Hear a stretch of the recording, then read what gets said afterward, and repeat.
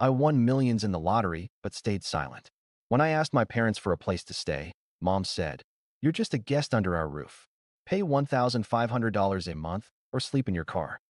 3 weeks later, she saw me sign the deed for a $980,000 home in cash, paused their accounts, and left. The next morning, 53 missed calls and one secret box under my door. "You're just a guest under our roof. Pay $1,500 a month or sleep in your car." My own mother said that to me without even looking up from her phone. She didn't see my hands curl into fists under the kitchen table. Didn't notice how my jaw tightened so hard I thought my teeth might crack. She just kept scrolling, nails clicking against the screen like a metronome for my humiliation. "I just need a place for a couple of weeks," I said, forcing my voice to stay even. A guest," she repeated, cutting me off like I was a telemarketer. "Guests pay, or they leave."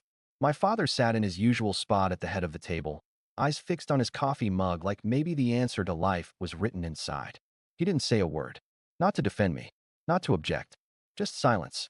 Across from me, my brother smirked into his cereal, the spoon clinking against the bowl in slow, deliberate taps. The same smirk he'd worn my entire life whenever he saw me getting put in my place. "$1, 500, my mother said again, sliding a printed list across the table like she was my landlord. It had the exact amount, due dates, even penalties for late payment.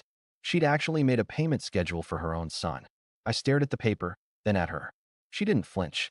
"It's not charity," she added. "We have bills. We're not here to make your life easier." And that was the moment I realized. They had no idea.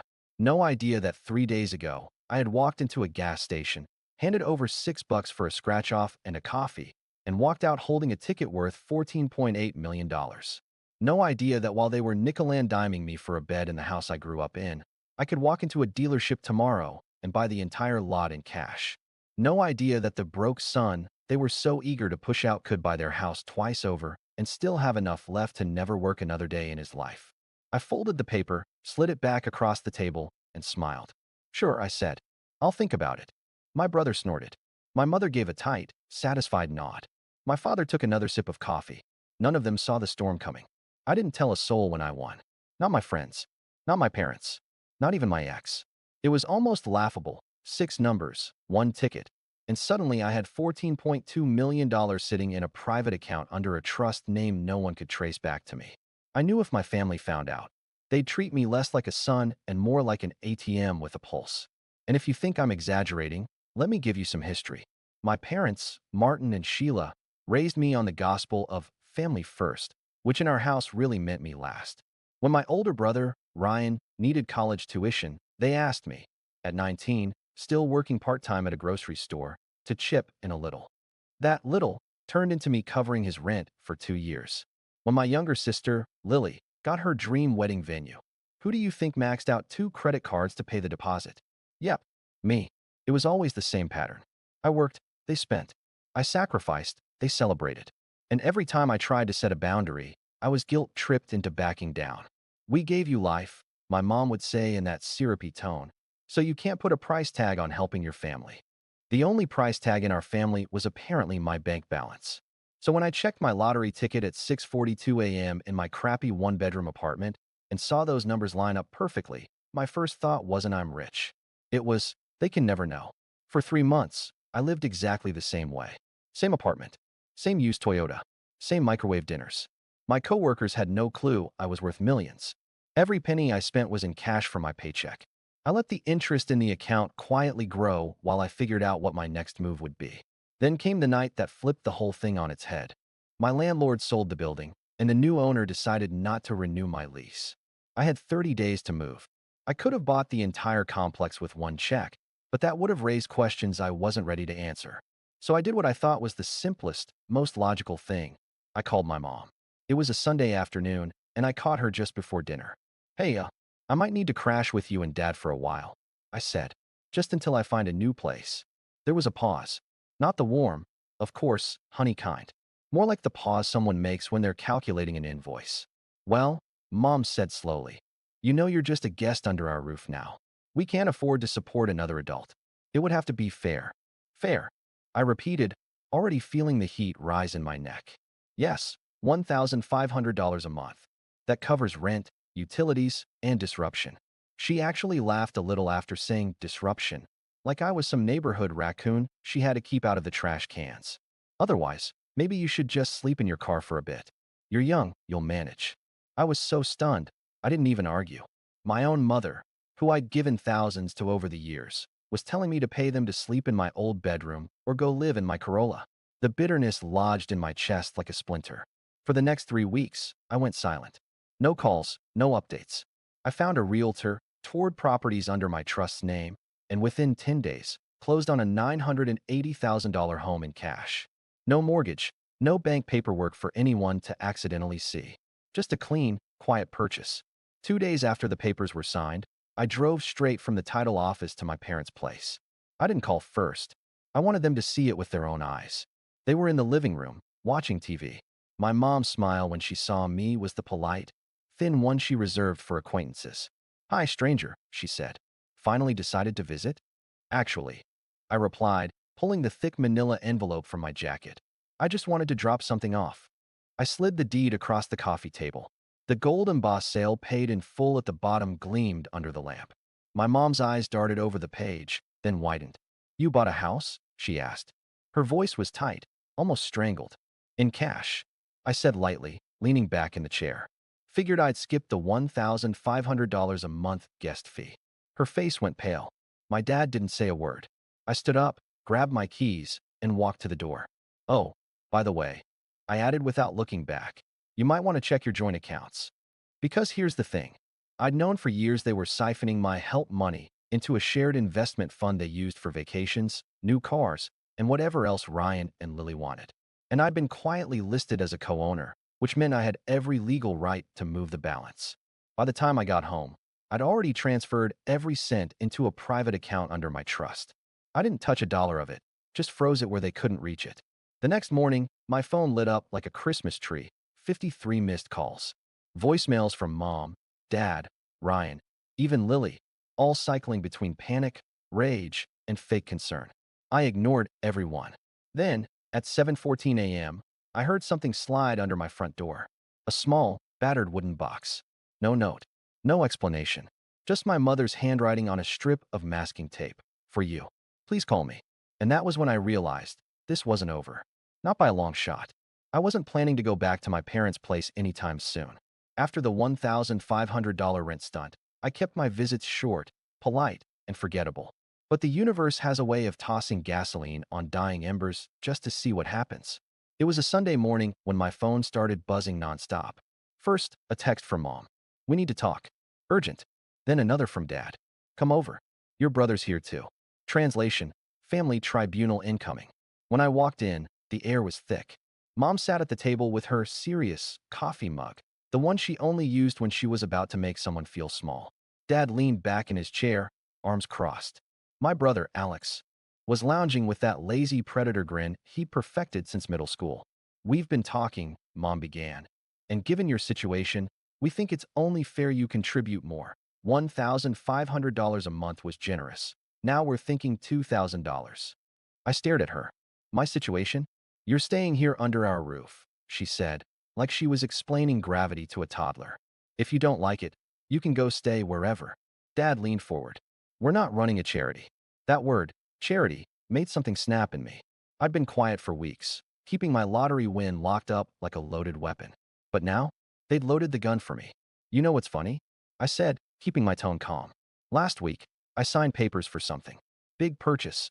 All cash." Alex smirked. "What, a used car?" I smiled. "A house." That wiped the smirk off. Mom blinked. "A what?" $980,000. Paid in full. The room went still. Dad's jaw tightened. Alex actually leaned forward like he'd misheard me. "That's impossible," Mom said. "You don't have that kind of money." "I do now," I said. "Won the lottery 2 months ago." Silence. Then Dad laughed, a short, disbelieving bark. "You're joking." I reached into my jacket, pulled out the deed copy, and slid it across the table. Their eyes moved over the bold black ink. "Owner. My name." Mom's face drained of color.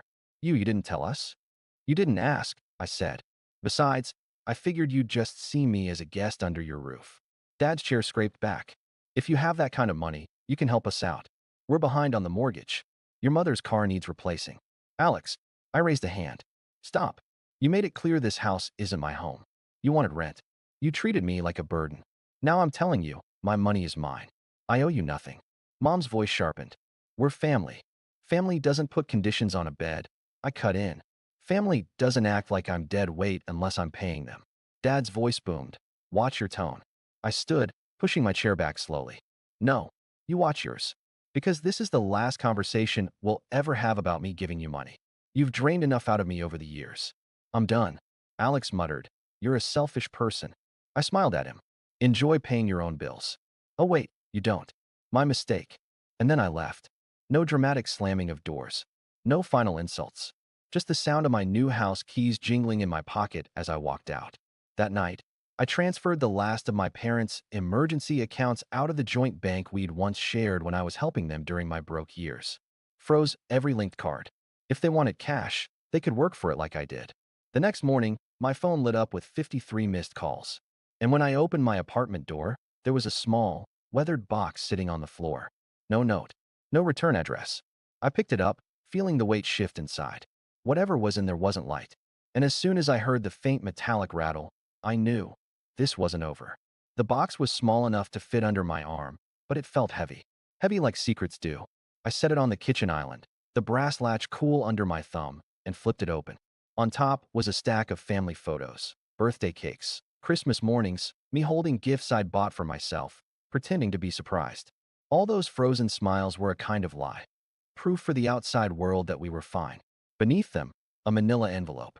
Inside, photocopies of my driver's license, social security card, and old pay stubs from jobs I'd nearly forgotten I had.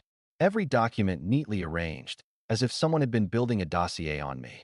The kind of folder you'd keep if you wanted to take out loans in someone else's name and make it look legal. At the bottom, wrapped in a crumpled grocery receipt, was a brass key, old, smooth from years of handling. Taped to it was a scrap of paper in my mother's looping handwriting. You'll need this. We can still fix things. Fix things? They weren't apologizing. This wasn't reconciliation, it was bait. A hook disguised as a gift, dangling in front of me to see if I'd come crawling back, asking what it opened. My guess? A safe, probably holding whatever they didn't want me to find, or whatever they thought they could trade for my forgiveness. The phone buzzed again on the counter. Another voicemail from Mom, voice tight and breathy. We're family. Families work together. Your father's furious about the accounts, but I told him you'll come to your senses. We didn't mean to hurt you. Just bring the key back and we'll talk. I didn't even listen to the rest. Deleted. That night, I sat in the living room of my new house with a drink I didn't touch, staring at the box on the coffee table. It felt like a relic from a war zone. I had everything I'd ever said I wanted. My own place, my own money, no one hovering over me. And yet the shadow of their hands was still here, reaching through a brass key. By morning, my phone had another dozen missed calls, 3 from unknown numbers. By noon, I had a visitor. Alex stood at the gate, hands stuffed in his hoodie, trying for that fake casual posture he used on women. Look, he started, leaning toward the intercom. Mom's a mess, Dad's pissed, but we can make this right. You've got plenty. Just cover the mortgage for a few months, and we'll forget all this drama. I almost laughed. You mean buy my way back into the family? It's not like that, he said. We're in a hole. You've got a ladder. Don't be cruel. I pressed the button and said one word. Goodbye. By the end of the week, the flood slowed to a trickle. The silence was almost uncomfortable at first, like the background hum of a fridge that suddenly dies. I started noticing the quiet at night, the way I could hear my own breathing. No guilt-laden voicemails. No emergency texts at 2 a.m. For the first time in years, my life shrank down to just me. I unpacked my boxes, filled my fridge with food I actually liked, and set up an office for the investment projects I'd been putting off. I walked around barefoot in my own space and felt like I owned every inch of it. Not just the deed, but the air, the peace. 3 days later, a plain white envelope slid under my door. No name, no return address. Inside was a single sheet of paper in Mom's handwriting. We're selling the house. Don't come by. You wouldn't understand. I read it twice, then tucked it back into the envelope and dropped it in a drawer. If they wanted to burn the bridge, fine, I wasn't crossing it again. But something about that note itched at me. Selling the house. That place had been their fortress for 20 years. If they were letting it go, they were desperate. The key in my drawer burned in my mind. That night, I pulled the box out again, unwrapped the brass key, and turned it over in my hand.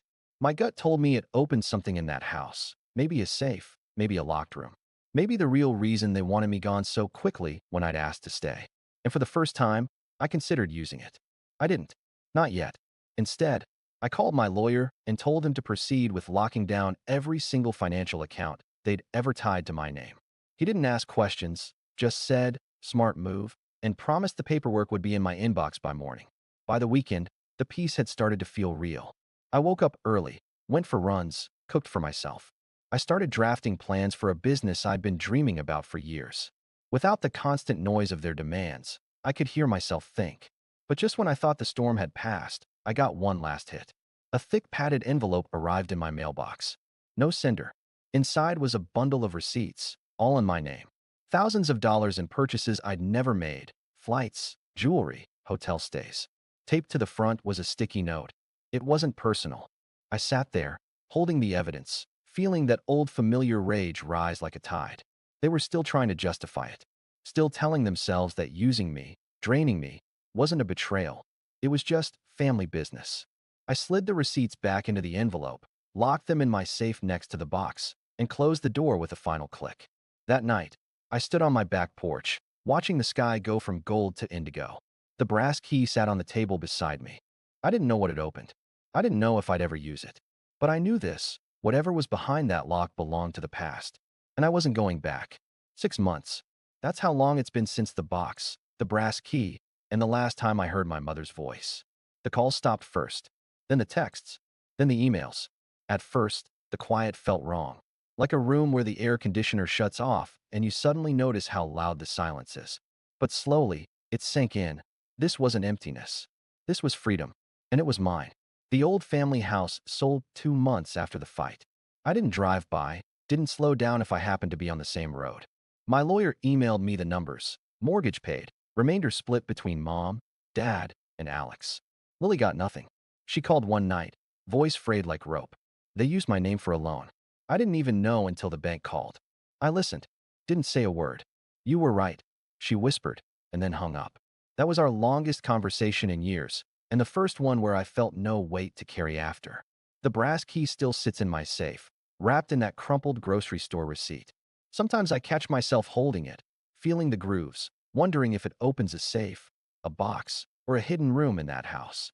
But every time, the answer is the same. I don't care anymore. Whatever's behind that lock is part of a story I've closed the book on. And I'm not reopening it. Not for curiosity, not for closure, not for them. It took weeks to cut every financial tie, every shared account, every automatic transfer, every quiet back door they'd built into my money. I shut them all. My lawyer and I went through it line by line, like defusing a bomb. The day the bank confirmed the last account was closed, I stood in my kitchen with a glass of whiskey I didn't even sip, staring at the evening light on my countertops. I said it out loud. "You can't touch me now." The silence that followed was better than any toast. The lottery money? Still there. Still growing. I didn't buy a yacht or a fleet of cars. I bought a lake house. Small, quiet. The kind of place where mornings are so still the water looks like it's holding its breath. No one knows the address except my lawyer and one friend I trust with my life. I go there for weeks at a time, phone off, laptop closed. I live smaller now than I ever did when I was broke, and somehow, I feel richer than I've ever been. One letter came from Mom. Cream envelope, familiar slanted handwriting, like she was trying to make it look like something important. I didn't open it. Instead, I wrote on a sticky note, "Water doesn't drown you unless you let it." Stuck it on the front and sent it back without a stamp, knowing she'd have to pay to get it returned. Dad never called. Alex sent me a friend request on social media. I didn't even hesitate before ignoring it. Lily sends the occasional photo of her dog, tail wagging, tongue out, eyes bright. I reply with a heart emoji and nothing else. That's the boundary. I've learned boundaries don't keep people out, they keep you in. Sometimes I open the safe and look at the box. Not because I miss them, not because I'm tempted to forgive, but because it's proof. Proof that once I let people drain me until there was nothing left, and proof that I learned to close the tap. Proof that I can still care about someone and say no at the same time. Last week, I stood on the porch of my lake house, watching the sun melt into the water. My phone buzzed on the railing, unknown number. I didn't even pick it up to see. I let it ring until it stopped. The sky went from gold to deep blue, and in that shift, I understood something. The storm didn't end when they stopped calling. It ended when I stopped answering. I locked the door behind me, slid the bolt into place, and smiled. This time, the lock wasn't about keeping anyone out. It was about keeping myself in. And I knew, with absolute certainty, this silence is mine. Forever.